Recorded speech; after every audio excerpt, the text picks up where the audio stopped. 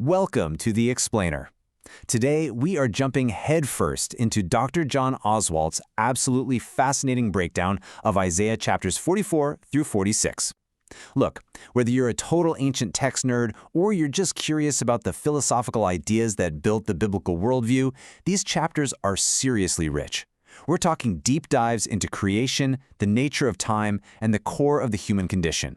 So let's just get right to the massive underlying tension in this text. It's the ultimate clash of worldviews. Isaiah basically looks at his audience and gives them a stark choice. Are you going to worship your maker, or are you going to literally make a god in your own image to worship? It all comes down to who you're actually relying on, and man, it sets up a brilliant and honestly a pretty sarcastic critique of human nature. All right, kicking things off with Section 1, The Folly of Idolatry, drawn from Isaiah 44. Isaiah paints this wildly absurd picture for us. Picture this. A guy chops down a tree. He uses half the wood to build a fire and bake some bread, and then uses the leftover stump to carve a little statue, and then begs that statue to save his life. To the biblical mind, this isn't just silly, it's what they call an abomination. Why? Because it completely flips reality on its head. Creation was given to us to use, to cultivate, right? Not to worship. Whenever we put our trust in things we made with our own hands to somehow control our destiny, we are completely denying the natural order of things. There's this brilliant quote from Augustine that just hits the nail on the head. He said, "Idolatry is the use of that which should be worshipped, and the worship of that which should be used." That perfectly captures the tragedy here. Human nature has this weird tendency to try and shrink reality down to something manageable. We create these little gods to give ourselves the illusion of control, instead of just submitting to the actual creator. Which brings us to Section 2, Proving God Through Prophecy.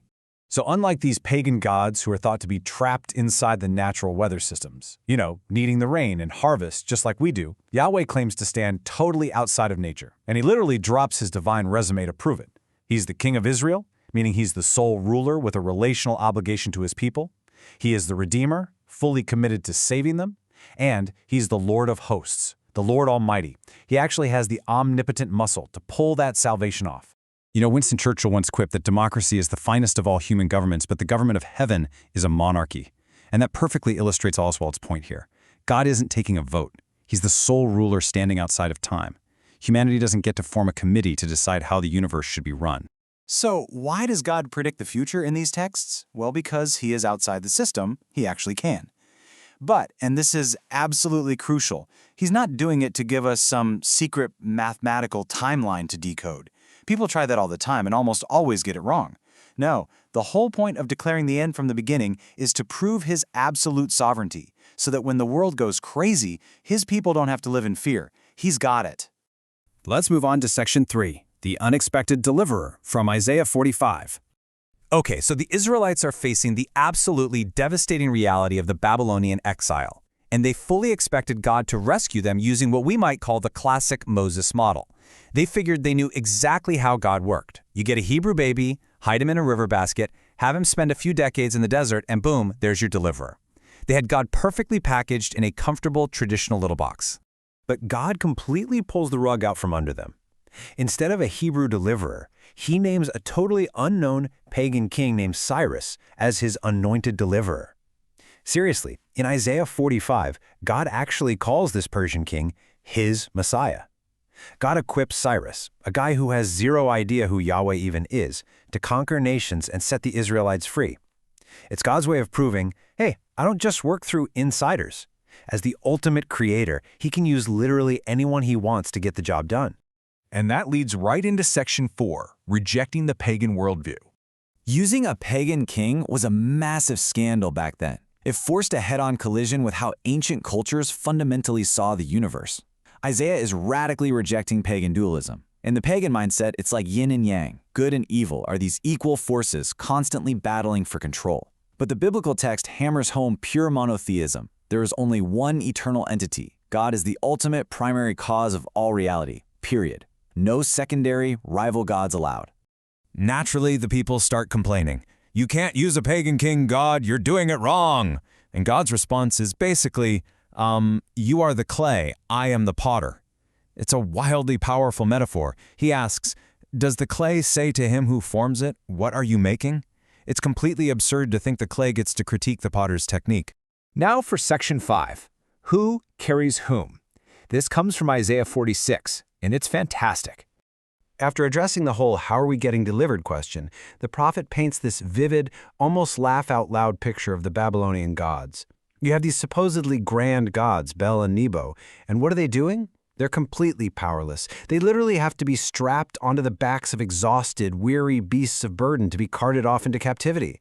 They can't save anyone. They are literally just dead weight. Now contrast those heavy, burdensome idols with Yahweh. God says, I have made, I will bear it, I will carry, and will save. While the pagans are out there sweating, breaking their backs under the physical and spiritual weight of gods they manufactured themselves, the true God looks at his people and says, I've formed you, I've carried you since the day you were born, and even when you're old and gray, I'm still going to be the one carrying you. There's a piercing psychological truth here, something Dietrich Bonhoeffer once pointed out. He essentially said, if you have to constantly carry, protect, and maintain your gods, or your stuff, they actually own you. Sure, we might not be bowing down to wooden statues today, but we absolutely build our own idols, right? Careers, status, bank accounts. If we're constantly exhausted trying to carry all that around just to feel secure, we've basically become slaves to our own creations. Which brings us to our final point, Section 6, the true nature of grace. All of this, God acting outside of time, God carrying his people, it all forces us to one inescapable question. If God holds all the cards, and we really are just clay on the spinning wheel, what exactly is our role here? What can we possibly do to cause God to redeem us? The answer? Nothing. Absolutely nothing. Our redemption isn't based on how perfectly we repent or how strong our faith is. It is 100% based on God's unmerited, initiated grace. The Israelites didn't do a single thing to deserve the rescue Cyrus brought them. In fact, the text calls them stubborn and far from righteousness. But God just steps in and says, I am bringing my righteousness near. It's a completely one-way street, started by the Creator. Because true grace isn't God standing up in heaven, arms crossed, waiting for us to finally clean up our act. Think about the prodigal son. If that was a pure picture of the grace Isaiah is talking about, the father wouldn't have just been waiting on the porch. He would have marched all the way to the distant country, waded right into the mud and the pig pen, and literally picked his son up to carry him home. That is the true depth of unmerited grace. So I want to leave you to ponder this one final thought. Are you totally exhausted from carrying the heavy weight of your own creations? Are you going to keep dragging around those idols you've made to feel secure? Or will you finally let the Creator carry you? These chapters challenge us to really look at the burdens we're hauling around.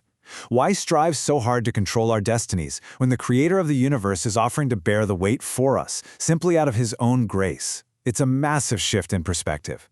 Thank you so much for joining me for this explainer, and I really hope this deep dive into Isaiah gives you a fresh, liberating lens on reality.